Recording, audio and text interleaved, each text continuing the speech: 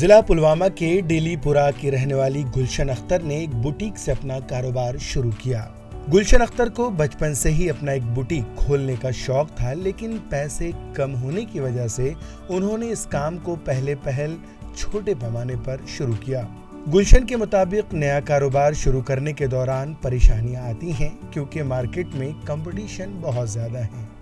پتمہ وری مارچ پہ گو میں بزنس سٹارٹ کرمتس، پتہ تھوڑا کم وار کور میں بڑو میں ات من تو پتہ تھوڑا پونسچ کمی تو ون بدلو میں مطلب ات بنو میں ڈیزائنر شاپ ڈیزائننگ کران ات ست میں مطلب کارخان میں تر مجھ 5-6 فیملی ات ست انوالو۔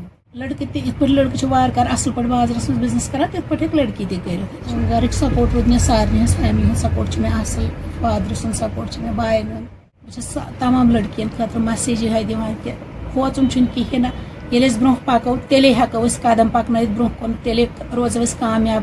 اچھن وچن ہو کیا ونہ یہ کیا ونہ، اگر اس بزنس کرو ات ست باقین فیملین تہ ام سۭتۍ مدد ملان۔